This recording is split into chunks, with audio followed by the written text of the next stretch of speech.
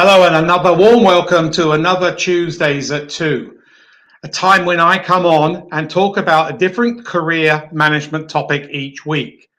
It's important that you manage your career. So many people don't, and then they flounder when they're in career transition. They want a resume, they want their LinkedIn profile updated fast, they have no idea how to network, etc. So this program, Tuesdays at 2, shares a lot of knowledge that I've accrued over 31 years as an executive career management practitioner. And I want to share it now with you. And each Tuesday, that gives me a forum, a platform for me to share on a different topic each week. So this is episode number 140. So today's topic is, do I need a cover letter?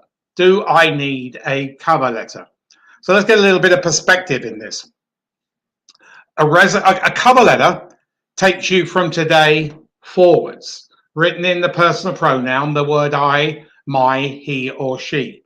And a resume or a CV takes you from today backwards. It's basically a historical document documenting your career history, performance-based, not job description-based. So talking about your accomplishments. So a cover letter takes you from today forwards, and a resume CV takes you from today backwards. So in short, right, be bold, yes, you do need a cover letter. It's still a very important part of the overall recruitment, the hiring process.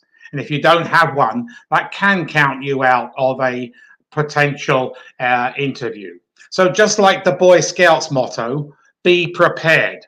Now, if it says on the notice, the job notice, when you are applying, no cover letter required, well, there you go. That's pretty simple. But if it doesn't, err on the side of, yes, I think I need to, or you do need to have a cover letter if it doesn't say so. So I would write a cover letter. What does it show the potential reader at the other end? It shows that you put that a lot of effort, because cover letters, you just can't type them out. You have to think. There's a lot of components that go into them. And if you want to go to find out what you need to put in a cover letter, go to my YouTube channel, where you can subscribe and see some videos on cover letters. If anybody's got any comments while we're live online, I'm more than happy to answer any questions to do with career management, not even just talking about today's topic, cover letters. So please come online, please feel free, and I will answer your question as I go through this. So it's the Boy Scouts motto, be prepared. You never know when it's going to be read. So cover letters show the reader at the other end that you have put a lot of extra effort into it. That's what they want to see. They want to see that you're serious about a job search, not just willy-nilly sending off resumes and not really doing anything but changing them or anything. You need to customize each resume, and you need to customize each cover letter. So take a snippet of what they're looking for and implant it in the cover letter and say how you match that particular asset or skill set that they are looking for.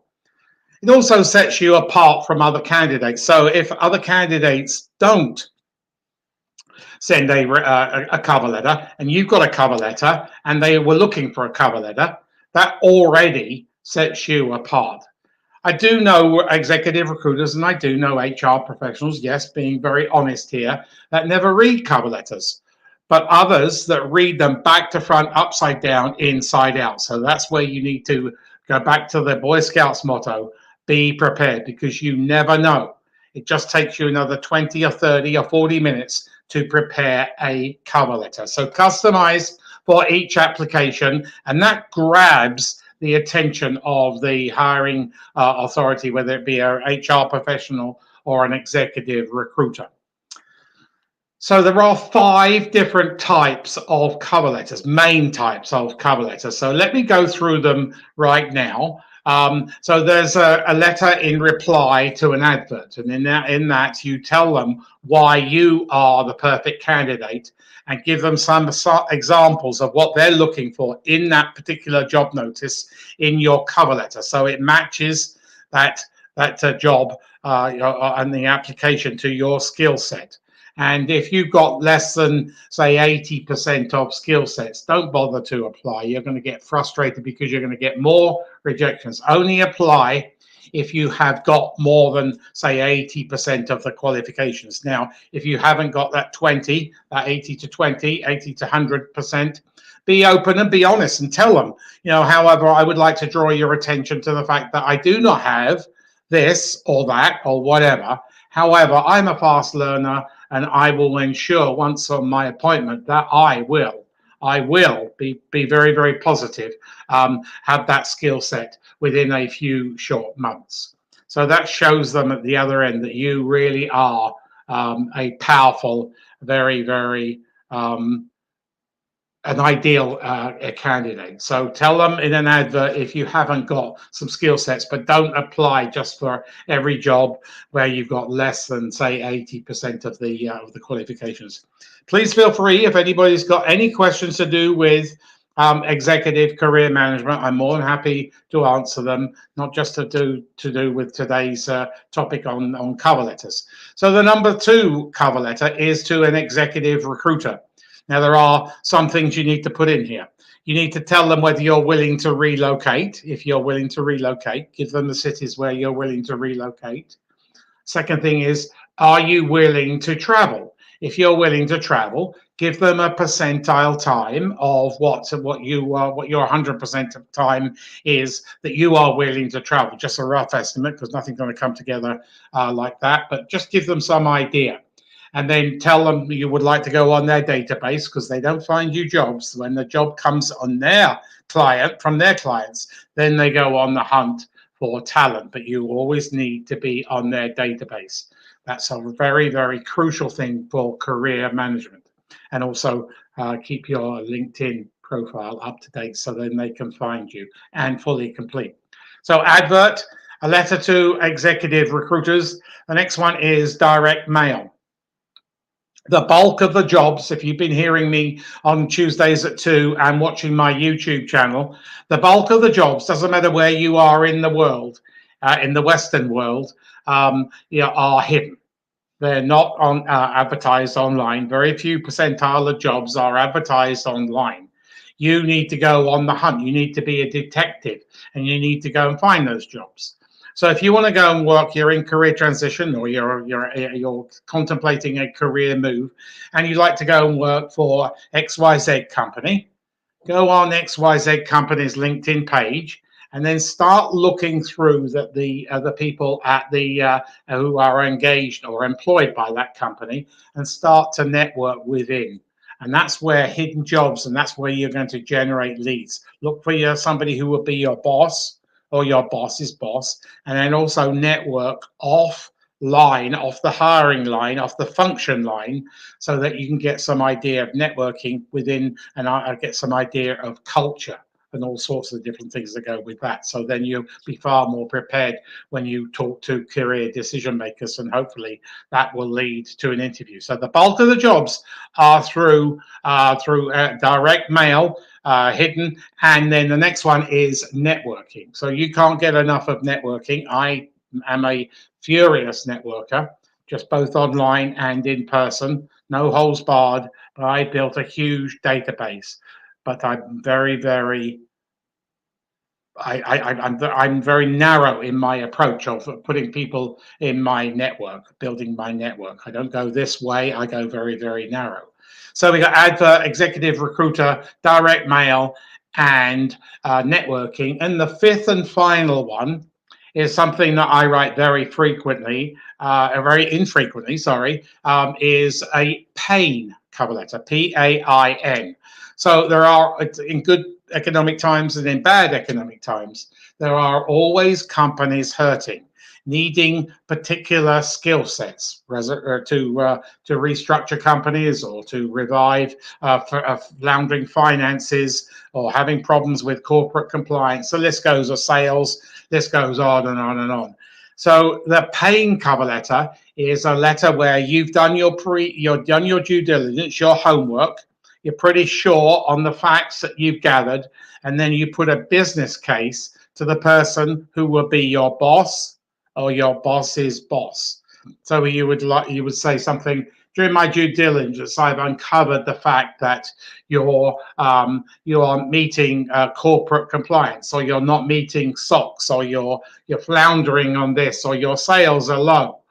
I believe I can pull those sales around.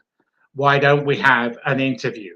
So really be at the end of it, really be enticing to make them want to pick up the phone and give you a call. So 5 cover letters: an advert, an executive recruiter, direct mail, networking, and the be all and end all, the pain cover letter. So in short, before I wrap this up, yes, you do need a cover letter. Be prepared.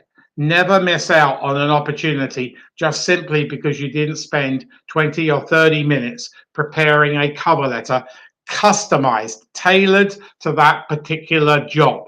The more you customize it, the more opportunities you're going to get for an interview. But remember, the cover letter and a resume or a CV don't get you the job, they get you the interview. And once you get into that door, then you need to perform verbally, and people watch what your mannerisms and your body language, etc. is.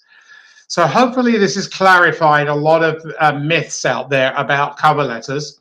Don't send them if it says don't, no cover letters required.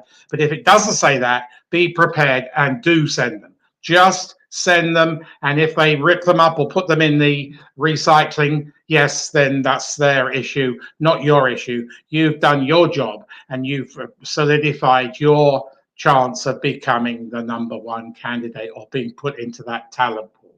So hopefully that is helping people who got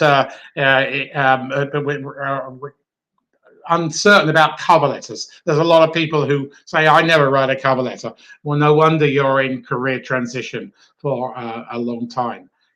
Career transition, if it takes a long time, if you are in career transition, treat it as a full-time gig.